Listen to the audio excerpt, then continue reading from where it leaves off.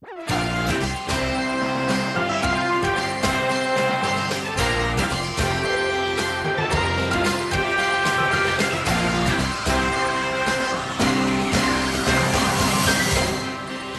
afternoon. It's Wednesday, the 10th of December. I'm Erin Viner, and this is IBA News broadcasting from Jerusalem. A Palestinian minister died en route to a Ramallah hospital today after allegedly being hit in the chest by an IDF soldier during a clash near Turmusaya. The incident began when Palestinians and their supporters marched to agricultural land to plant olive tree saplings near a West Bank settlement that was off limits. IDF soldiers were deployed to prevent them from entering the area, and clashes erupted. The 55-year-old headed the PA organization against the security fence and settlements and may have also inhaled tear gas fired by the troops. He was reportedly not in good health and was evacuated for medical care after collapsing, but died before reaching the hospital.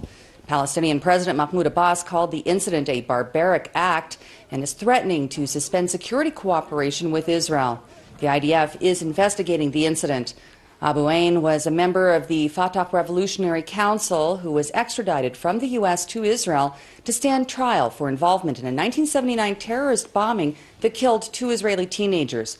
He was among the 1,150 Palestinians released during a 1985 prisoner exchange for 3 IDF soldiers who were captured during the First Lebanon War.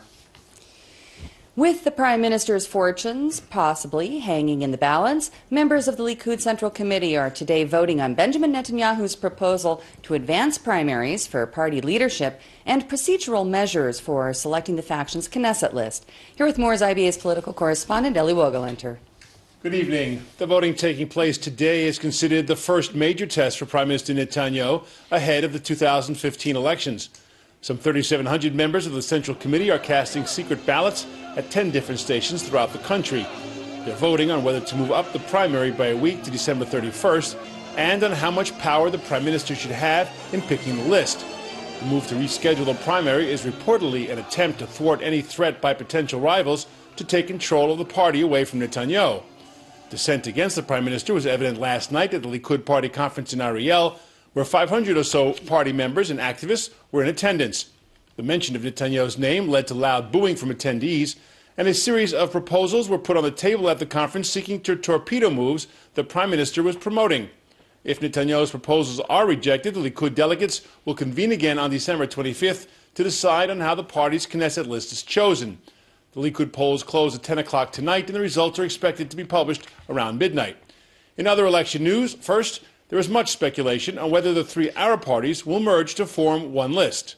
It's not exactly merging, it is running together in one list. The parties themselves will not merge one into the other. They will keep their structures, their ideology, but we will agree on the same program that we will run together to ask the Arab voters to come out and vote for us. This will be huge, unprecedented event in our history that the Arab run together in one list to represent the real interest of the Arab community, the Palestinian community, and to really constitute one power against the Lieberman and against the extreme right Israeli forces. How are you going to make that list? What does that mean? How are you going to set up the list? It's not a problem at all. Okay. If the political will is there, the issue of who will sit in and how we will arrange the seating is not a problem. How many seats do you predict? 15. This is our goal, one Arab list, 15 members. Turning to Yesh Atid, current polls are showing the party shrinking by half. I asked MK Boaz Toporowski how he feels about those findings. If you go to the last elections, 100 days before the last election, our situation in the polls was worse than today in the polls. So we are optimistic. Our job is to explain all the citizens in Israel all what we did, all what we achieved in a year and a half. We achieved more than what the governments in the past decades has achieved, and I'm talking only about Yesh Atid. The budget of 2015 is supposed to be the most social budget ever shown in Israel, with a added budget of around 10 billion shekels to social services, to education, to welfare, to health, to inner security, another 6 billion shekels to security, general security. All of that Netanyahu doesn't care, he just stopped it all, blocked it all in order to preserve his seats. To help bolster Yesh Atid's position, party leader Yair Lapid is wooing Hatnuah chairwoman Tzipi Livni. But sources close to her and Labour Party chairman Isaac Herzog say the two are nearing an agreement on a joint run in the elections, despite attempts by Lapid to entice Livni to join the ranks of his centrist party.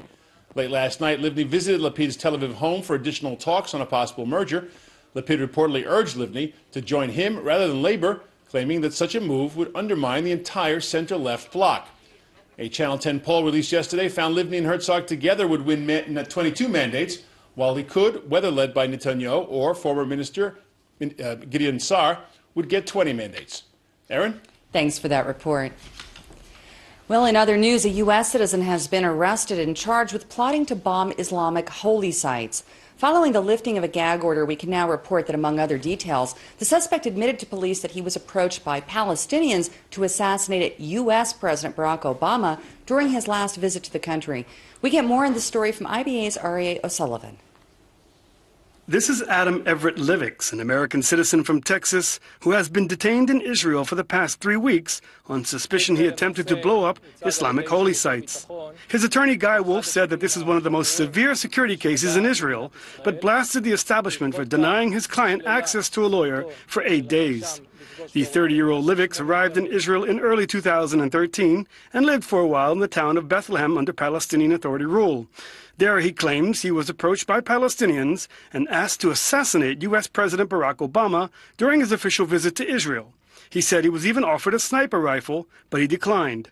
Livix fled the United States last year, where he was wanted on drug charges. The U.S. Fugitive Recovery Service said he was apparently in Israel. Mr. Livix in the United States was not considered to be a dangerous man. I mean, that is nuts. He wasn't like that here. I don't know what's happened to him. He must have gotten radical last while he was there. Livix was arrested on November 19th in possession of various weapons and explosives and detonators that were stolen from the IDF. Police say he obtained these from his roommate, a lone immigrant soldier who was also a U.S. citizen. Police first started probing Livix earlier this year after he told acquaintances in Israel about his negative opinions towards the Arabs and desire to cause harm to Islamic sites. The Netanya Magistrates Court indicted him, and he will undergo a psychiatric evaluation. The FBI is helping with the investigation, and the American Embassy in Israel has been updated during the course of the efforts, which fortunately were revealed in their early stages. Aryeh O'Sullivan for IBA News. One man was killed this morning when a gas tanker caught fire and exploded on the Jerusalem-Tel Aviv highway. The accident began when the tanker ran into a semi-trailer transporting cars between the Ben Shemen and Daniel junctions, where Route 1 and 6 overlap. Several other cars caught fire due to the enormous blaze. The tanker driver was killed in the accident, which blocked both highways and resulted in massive traffic jams. Turning now to the oil spill in the Evronah Nature Reserve, where Prime Minister Netanyahu visited to inspect damage at the site. We get more from IBA's Nurit Finger. Nearly a week after the burst of the oil pipeline, and fearing the rainfalls will spread the oil spill into the Eilat Gulf and further exacerbate the environmental damage, Prime Minister and Acting Environmental Minister Benjamin Netanyahu and newly appointed Deputy Minister Ofir Akunis arrived at the affected area of the Arava region to examine the severity of the situation. Netanyahu viewed the scene from above as streams of mixed oil and water flowed in the Arava desert amid efforts to block the spread. Netanyahu had a chance to assess the enormity of what has already been branded one of the worst ecological disasters in the history of the country. Netanyahu said the government will allocate the necessary resources to protect the public's health and minimize the risk of contamination, as well as rehabilitate the nature reserve. The Israel Nature and Parks Authority are working around the clock to soak up the oil and prevent the pollutants from reaching the protected coral reefs of the Red Sea. Damage control teams have already managed to clear away 13,000 tons of polluted soil. Despite best intentions to minimize the hazardous effects on both public health and the ecological environment, the full extent of the damage is yet to be determined. This is Nurit Finger for IBA News. Government officials are downplaying the significance of the decision by the International Criminal Court's organizational body of 122 nations to recognize Palestine as an observer state, saying that it doesn't advance Palestinian standing at the ICC judicial body at The Hague. The Palestinian Authority, however, is hailing the move as an important step toward eventually attaining full membership. We welcome this new step by the ICC, and we hope the day that Palestine will become a full member in the International Criminal Court will be very, very soon. Israel is in total violations of international law, and it must be held accountable. International law must be respected, and the state of Palestine is officially an observer state at the UN. So the legal status of the state of Palestine is a state under occupation. The Foreign Ministry is deploring this week's Amnesty International report accusing the IDF of war crimes during Operation Protective Edge.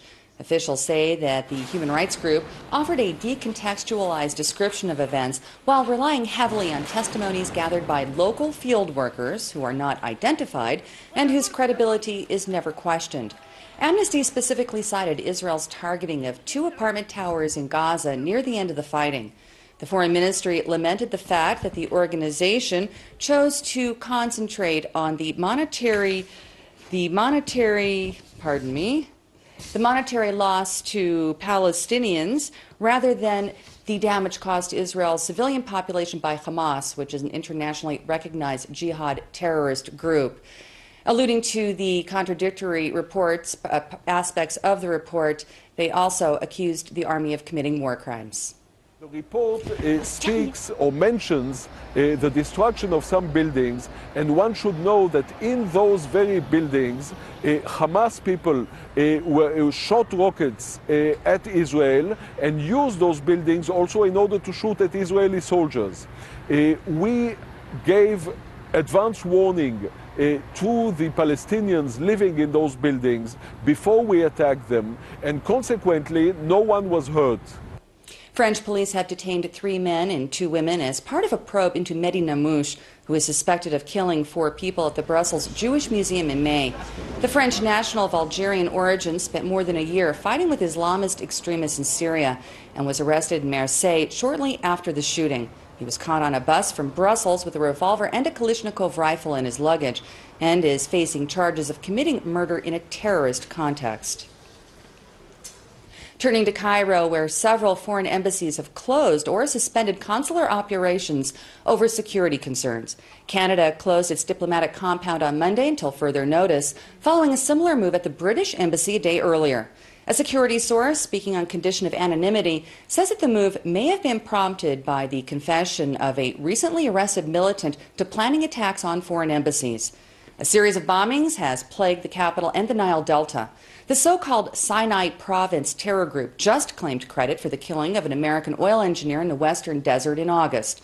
The U.S. Embassy in Cairo is remaining open for the time being, although staff have been warned to not stray far from their residences.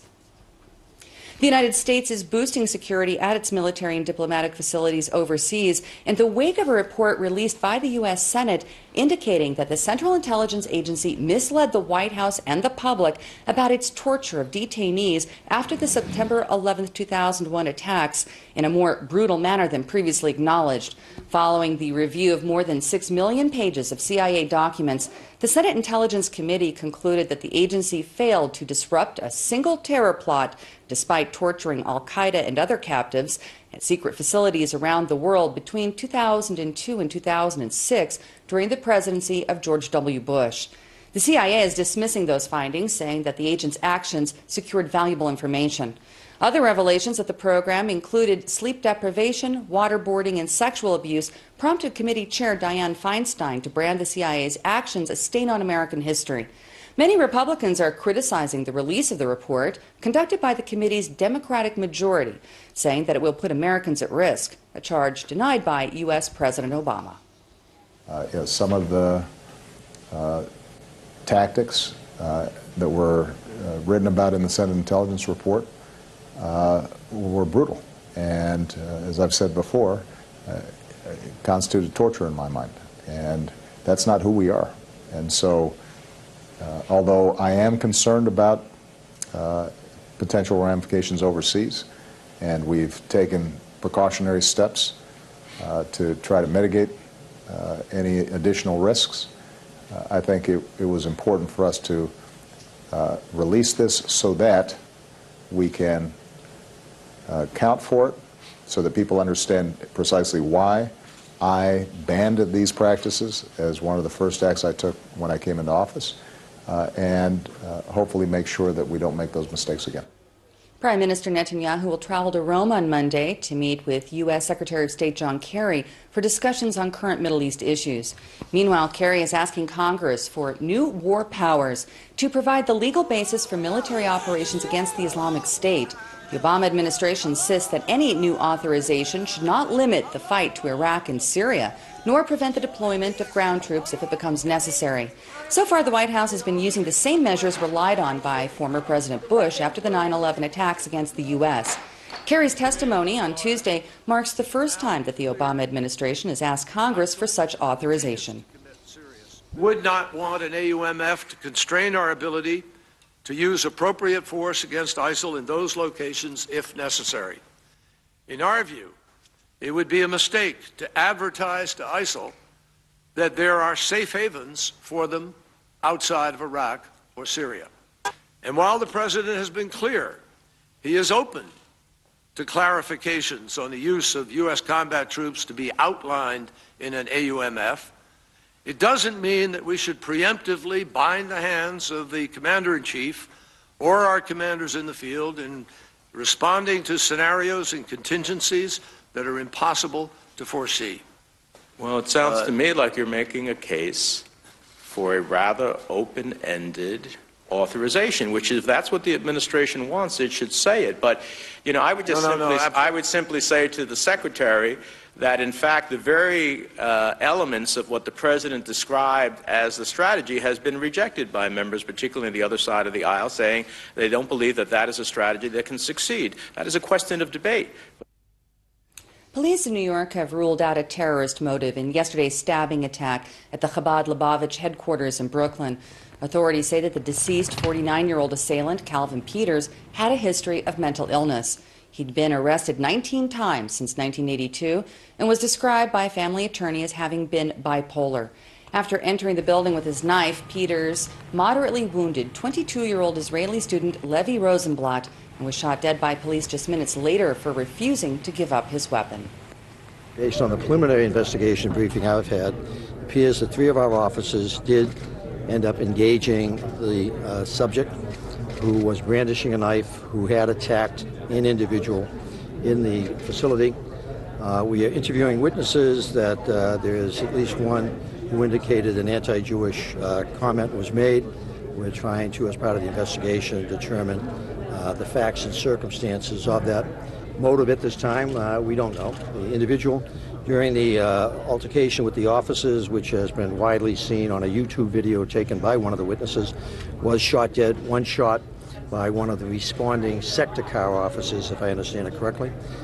The officers were responding to a threat upon their life, the individual brandishing the knife. We are very, very confident that it's not a terrorist-related act at this stage. John Miller, head of counterterrorism, I think was at the event this morning.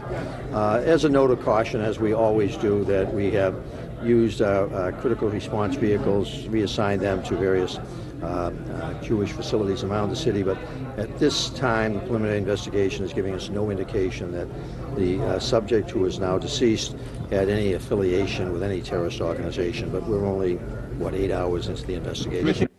The Irish government is set to accept a motion from the opposition calling on Parliament to recognize Palestinian statehood. The proposal calls for official acknowledgement of Palestine based on the 1967 lines with East Jerusalem as its capital and condemns Israeli settlement activity as illegal. The bid follows the passing of a bill in Dublin's upper house in October calling for formal governmental recognition of Palestine while continuing to endorse a two-state solution. Ireland is the latest in a string of European nations undertaking similar measures. The Danish government is next in line and expected to vote on the issue in early January. The Palestinians have the right to self-determination, but they must abandon violence to achieve statehood. Well, that's the view of visiting Sinn Féin leader Gerry Adams. The former Irish militant told Israel Television's Alon Valan that both sides must be willing to take bold steps to reach peace. Yes, peace can be built in the Middle East. Yes, there can be peace between the people of Palestine and the people of Israel. It has to be based on equality, and the way to get to it is through dialogue. Everything is possible, and some people say it's impossible. Well, everything's impossible until it's done. So what we have here is a peace process which needs leadership. Mr. Adams, what is the purpose of your visit here to the Middle East? My first responsibility is to listen. I'm no expert on the Middle East. I'm no expert on the issues that are underpinning the conflict here. But I do know how to make peace. And I don't suppose for a second that our peace process can be superimposed upon the situation here. But the same general principles apply. Dialogue, treating people on the basis of equals, taking initiatives, upholding international law. Do you think one-sided actions by one of the sides here, namely the Palestinians, if they go and declare their own state not through dialogue, do you think it can lead to peace in the future or to more bloodshed? I'm from Sinn Féin. We're very clear. We believe that people have the right to self-determination. We support the right of the people of Palestine to a state. I've always dealt with people in Israel. I think it takes the two sides to work together. But I think all violent action should stop. And there needs to be initiative to show. See, but it's easy for us to blame the other side. It's easy for people in Israel to say, look, there are these attacks taking place, and it's easy for other people to blame the IDF or to blame the government here. It's much more difficult and challenging to make peace. And the first thing that the international community needs to do is to make sure that all the players are upholding international law. And that's patently not the case. The separation wall is a breach of international law. The blockade of Gaza is a breach of international law. There are other breaches. So, we have to lead by example. A two-state solution appears to be the one that's favoured by the majority of people. Poland's constitutional court has overturned a parliamentary decision banning kosher slaughtering techniques. The court was responding to a petition filed by the European Jewish Association. The group's leader, Rabbi Menachem Margolin, welcomed the decision, saying that it prevented the establishing of a dangerous precedent that would have affected all the Jews in Europe. Margolin added that European Jewry has suffered a wave of attempted anti-Jewish legislation over recent years. Taking a look at local finance, and the shekel today lost strength against all major foreign currencies, while share prices on the Tel Aviv Stock Exchange put in a mixed performance. Here's a look at the mid-afternoon numbers.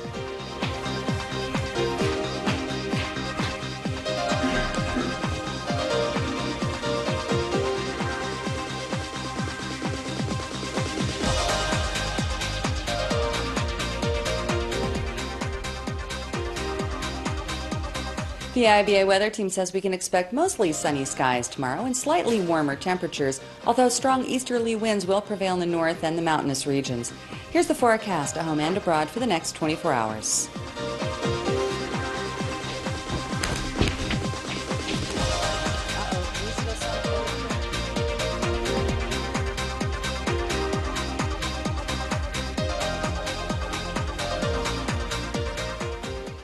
Thank you for being with us this afternoon. I'll be back at this desk tomorrow. Hope to see you then. I'm Erin Viner, wishing you a good evening and shalom from Jerusalem.